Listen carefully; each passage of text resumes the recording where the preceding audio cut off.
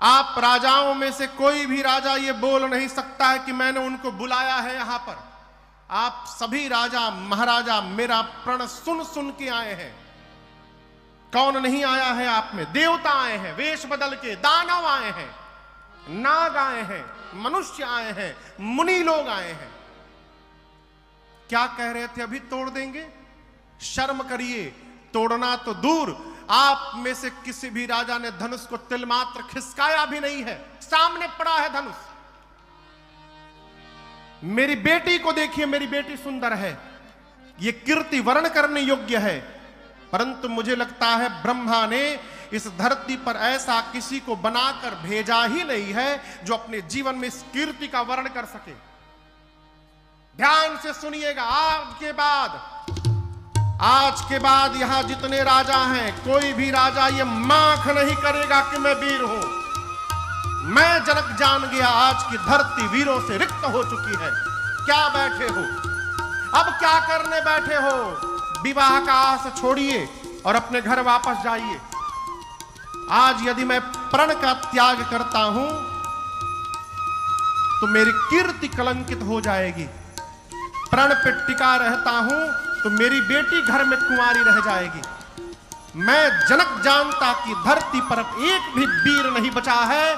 भरी सभा में कहता हूं, ऐसी प्रतिज्ञा करके मैं संसार में अपना उपहास कदापि नहीं होने देता। जनक जी महाराज ने जब पहली बार कहा कि आज के बाद अपने आप को कोई भी वीर नहीं बोलेगा, लक्ष्मण जी का पूरा शरीर तमतमा गया। वीर क्यों नहीं बोलेगा? रघुवंशी के होते कौन वीर नहीं बोलेगा? पूरा शरीर क्रोधाग्नि में भड़क उठा। लेकिन थोड़ी देर बाद लक्ष्मण जी अपने क्रोध को शांत किए। क्यों? भैया हैं, गुरु जी हैं, बड़े लोग हैं, ये लोग अवश्य उत्तर देंगे इसका। अभी किसी तरह क्रोध शांत ही हुआ था, तब तक मानो बुझती हुई अग्नि में किसी ने घी छोड़ दिया हो। जनक जी दूसरी बार ललकार दिए, जाओ जनते बिनु भट भूमि भाई, ताऊ पन कर होते हसाई। जानता धरती पर एक भी वीर नहीं बचा है। ऐसी प्रतिज्ञा करके संसार में उपहास का पात्र नहीं बनता मैं। जब दूसरी बार जनक जी ने वीरत्व को ललकार दिया, गोस्वामी जी कहते हैं, लक्ष्मण भैया माखई लखन कुटिल भाई भाई रदपट होठ फड़फड़ाने लगे, नेत्र से मानो अंगार की वर्षा होने लगी, भावें टेढ़ी हो गई। लक्ष्मण जी तमतमा गए, खड़े हुए, रघुनाथ जी के चरणों में प्रणाम करके बोले, भैया रघुवंश का एक छोटा सा बालक जहां बैठा हो, ब्रह्मांड में किसी की क्षमता नहीं है कि बोल दे धरती पर कोई वीर नहीं बचा। आपके रहते आप विद्यमान हैं और जनक ने कह दिया धरती पर कोई वीर नहीं है। कही जनक जैसे अनुचित वाणी, कहे जनक जैसे अनुचित वाणी, विद्यमान रघुकुल मणि जाने, विद्यमान रघुकुल मणि जाने। सुनहु भानुकुल पंकज भानु, सुनहु भानुकुल पंकज भानु, कहौ स्वभाव न कछु अभिमानो, कहौ स्वभाव न कछु अभिमानो। जाओ तुम्हारी अनुशासन पावो, जाओ तुम्हारी अनुशासन पावो। कंदु कैव ब्रह्मांड उठाओ, कंदु कैव ब्रह्मांड उठाओ। काचे घट जिमिडारो खोरी, काचे घट जिमिडारो खोरी। मैं सकौ मेरु मूलक जिन तोरे, सकौ मेरु मूलक जिन तोरे। तौ प्रताप महिमा भगवाना, तौ प्रताप महिमा भगवाना। को बापुरो पिनाक पुराना, को बापुरो पिनाक पुराना। नाथ जानियस आयस हो, नाथ जानियस आयस हो। कौतुक करो बिलोकिय सो, कौतुक करो बिलोकिय सो। कमल नाल जिमि चाप चढ़ावो, कमल नाल जिमि चाप चढ़ावो। जो जन सत प्रमाण लय धावो, जो जन सत प्रमाण लय धावो, जो जन सत प्रमाण लय धावो, जो जन सत प्रमाण लय धावो। तोरौ छत्रक दंड जिमि, तो प्रताप प्रभु पद सपथ करना धनो धनो। लक्ष्मण जी की गर्जना हुई। लक्ष्मण जी बोले, भैया आप बैठे हैं और आपके रहते जनक ने कह दिया धरती पर कोई वीर नहीं रहा। जनक ने कहा कोई धनुष को उठा नहीं पाया, आप आज्ञा करिए। धनुष क्या होता है? जिस प्रकार बच्चे गेंद उठा लेते हैं, मैं सबके सामने हाथों में ब्रह्मांड उठा लूंगा। बच्चे जिस प्रकार कच्चे घड़े को फोड़कर चूर्ण चूर्ण करते हैं, मैं सबके सामने ब्रह्मांड को खंड खंड कर दूंगा। बच्चे जिस प्रकार खेत से मूली लाते हैं, कहिए सुमेरु पर्वत को छिन्न भिन्न कर दूंगा। बरसात में उगे छत्र को बच्चे जैसे पांव से रौंद देते हैं, रौंद दूंगा। उठाऊंगा धनुष को, उठाकर 100 जोजन तक दौड़ कर दिखाऊंगा। और यदि प्रभु नहीं कर पाया, आपके चरणों की सौगंध लेता हूं, लक्ष्मण जीवन में दोबारा कभी अपने हाथ में इस धनुष बाण को धारण नहीं करेगा। लक्ष्मण जी गरजे मिथिला में, धरती की गति देखिए। लखन सको बचन दे बोले, डगमगानी मही दिग्गज डोले, डगमगानी मही दिग्गज डोले, डगमगानी मही दिग्गज डोले। लक्ष्मण जी गरजे, कहे प्रभु जिस प्रकार बरसात में उगे छत्र को बच्चे रौंद देते हैं, रौंद दूंगा। कमल की नाल को, कमल के डंठल को बच्चे जैसे बिना प्रयास खंड खंड करते हैं, मैं धनुष को खंड खंड कर दूंगा। पूरे ब्रह्मांड को उठा लूंगा, फोड़ दूंगा। लक्ष्मण जी गरजे, पूरी धरती कांपने लगी, राजाओं का आसन हिलने लगा। राम जी सीता जी तो प्रसन्न हो गए, जनक जी महाराज डर गए। अरे राम, अभी छोटका खड़ा भइल बा तो सब कांपे लागल, बड़का बैठल बा। गुरुदेव भगवान विश्वामित्र जी लक्ष्मण जी की दहाड़ सुने, मन ही मन बोले बाह चेला, का लल कर ले बाए बेरा। लक्ष्मण जी पहुंच गए धनुष के पास, हाथ बढ़ा दिए, कहते भैया कहिए तोड़ दूं। राम जी सोचे तोड़ना हमको है, छोटके तैयार बा तोड़े खातिर, लेकिन आप दर्शन करिए। लक्ष्मण जी सब बोले तोड़ दूंगा, खंड खंड कर दूंगा, उठाकर 100 जोजन तक दौड़ कर दिखा दूंगा, सब करूंगा प्रभु, लेकिन अपने बल के भरोसे नहीं करूंगा, आपके बल के भरोसे करूंगा। इतना विवेक है लक्ष्मण जी को। धनुष के पास जाकर हाथ बढ़ा दिए हैं, कहते भैया कहिए कि तोड़ दी। विश्वामित्र जी राम जी से बोले जल्दी बुलाओ, कहीं तोड़ ही मत देवो, तुरंत बुलाओ वापस उसको। राम जी लक्ष्मण जी को देखे, मुंह से नहीं बोले, लक्ष्मण जी राम जी को ही देख रहे थे। भगवान ने आंख से आंख मिलाई, कहा भाई साहब come here, you have done your work. शयन ही रघुपति लखन निवारे, शयन ही रघुपति लखन निवारे, प्रेम समेत निकट बैठारे, प्रेम समेत निकट बैठारे। राम जी ने लक्ष्मण भैया को बुला के अपने बगल में बिठाया, पीठ थपथपाया। राम जी बोले बहुत बढ़िया। बोले भैया इतना बढ़िया तो मैं नहीं बोल पाता। लक्ष्मण जी बोले अभी तो बोल नहीं रहनी है खाली, अरे वाह कहती तो तुड़ियों को दिखा देती। राम जी बोले हम लोग यहाँ धनुष तोड़ने नहीं आए हैं, हम लोग देखने आए हैं। आपके रहते जनक जी ने कह दिया कोई धरती पर वीर नहीं है, ऐसा उत्तर दिया है आपने जनक जी को कि जनक जी जीवन में जब जब वीर शब्द सुनेंगे अब तो उनको केवल आप ही का चेहरा दिखाई पड़ेगा और कोई दिखाई नहीं पड़ेगा। इधर विश्वामित्र जी ने समय विचारा और मन में कहा कि अब समय आ गया है कि राम को भेजा जाए। गुरु जी बोले उठहु राम भंजहु भव चापा, उठहु राम भंजहु भव चापा, लेतहु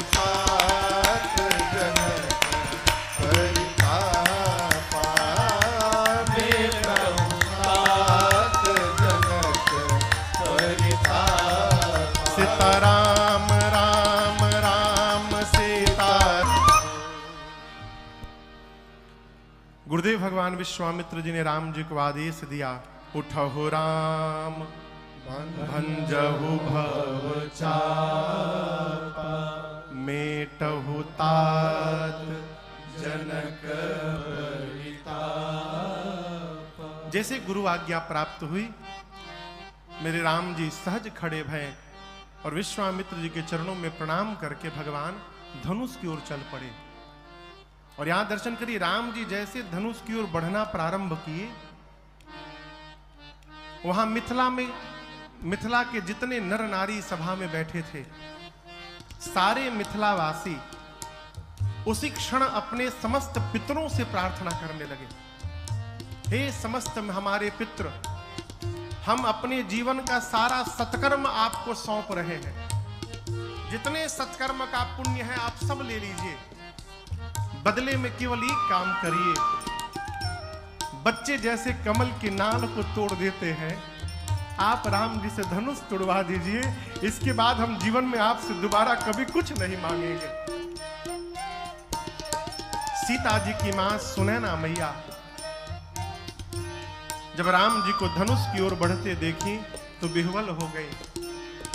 अपनी एक सखी को बुलाकर बोली, सखी क्या इस सभा में सब खेल देखने के लिए लोग बैठे हैं? सखी सब कौतुक देख निहारे, कोई भी इस बालक को रोकता क्यों नहीं है? ये जो कार्य करने जा रहा है ये बालकों का कार्य नहीं है। जिस धनुष को रावण और बाणासुर ने स्पर्श भी नहीं किया उसको ये बालक तोड़ेगा।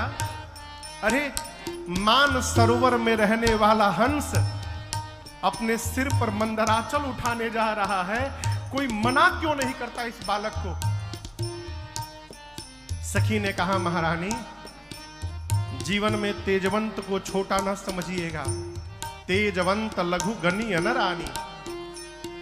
सूर्य भगवान का छोटा सा गोला निकलता है, पृथ्वी के अंधकार को समाप्त कर देता है। कितने भी बड़े देवता क्यों न हो, एक छोटा सा मंत्र उस देवता को बस में कर लेता है। विशाल मदमस्त हाथी को एक छोटा सा अंकुश अपने बस में बना के रखता है।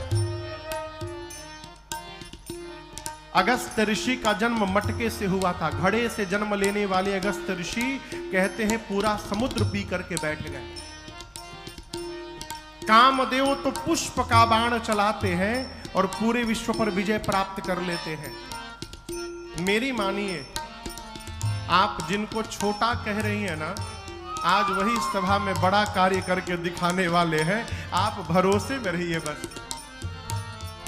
इधर सीता मैया पार्वती जी से प्रार्थना करती हैं, मां आपने मुझे आशीर्वाद दिया है और ये धनुष आपके पति भगवान शंकर का है। धनुष को वही तोड़ेगा जिससे बाबा तुड़वाना चाहेंगे। आप उनकी अर्धांगिनी है, आप बाबा से कहिए ना कि मेरे नाथ के हाथों तुड़वा दे उस धनुष को। और किसी का बात बाबा माने चाहे ना माने, आप उनकी अर्धांगिनी है, आपकी बात अवश्य मानेंगे। आप कहिए ना। सीता मैया गणपति भगवान से, गणनायक वरदायक देवा, गणनायक वरदायक देवा, आजू लगी कीन्हीं तुम सेवा, आजू लगी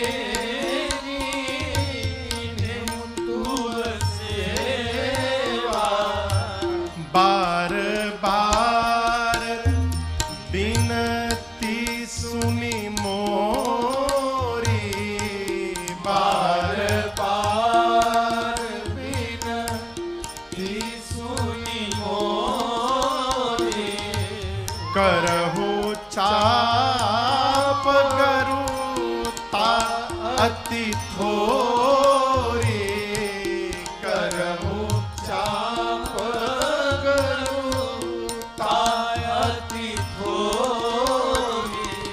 सीता मैया कहती है, गणपति भगवान आज के दिन के लिए ही मैंने आपकी इतनी सेवा की थी।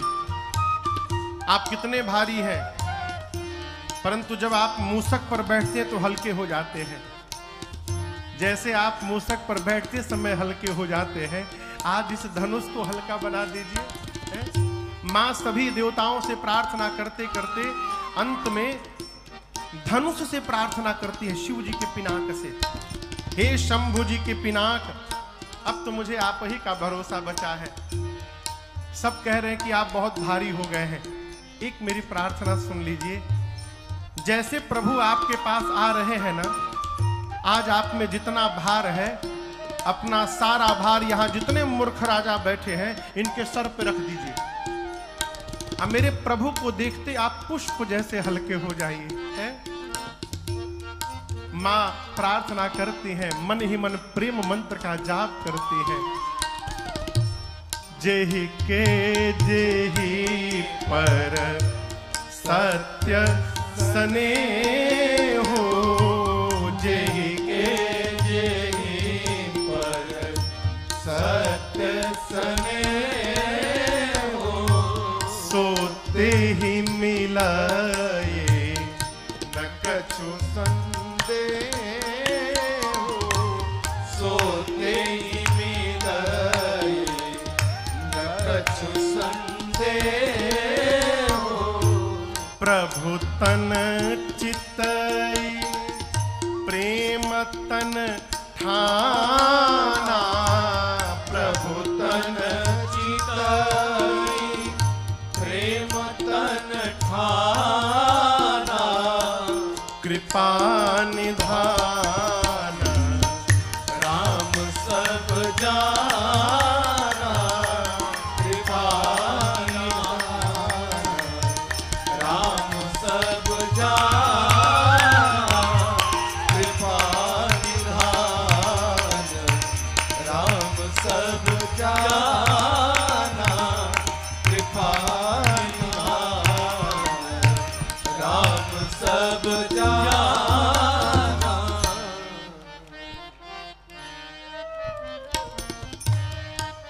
मां प्रेम मंत्र का जाप करती हैं। भगवान ने मां की व्याकुलता का दर्शन किया और उसके बाद राम जी अब धनुष को देखने लगे। लक्ष्मण जी बैठे गुरु जी के पास। लखन लखेऊ रघुवंश मणि ताकेऊ हर को दंड। लक्ष्मण जी देखे कि भैया धनुष को देखने लगे, अब यानी उठाने वाले हैं। गुरु जी के पास बैठे थे, लक्ष्मण जी खड़े भय और खड़े होकर दाहिने पांव से धरती को दबाने लगे।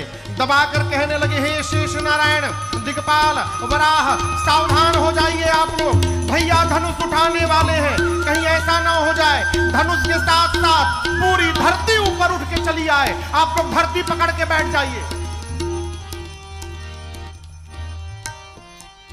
पूरी सभा अब तक राम जी को देख रही थी, अब पूरी सभा लक्ष्मण जी को देखने लगी।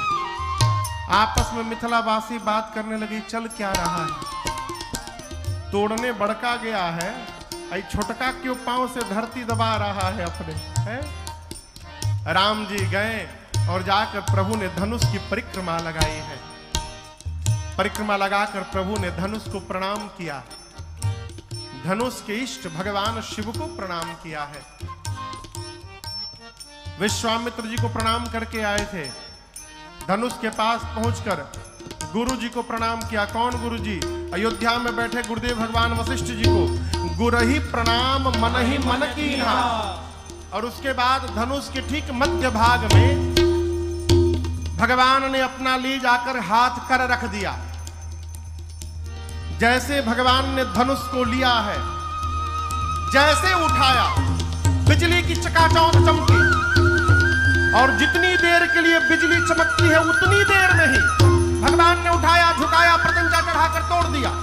ए जी दम के उदामिनी जिमि जबलयऊ पुनि नव धनु मंडल समभयऊ लेत चढ़ावत खेचत गाए काहु न लखा देख सब खाए तेहि छन राम माजन तोरा हरे भुवन धुनि घोर कठोर हरे भुवन धुनि घोर कठोर हरे भुवन धुनि घोर कठोर हरे भुवन घोर कठोर रव रवि आदि सजि मार्ग चले जिनकर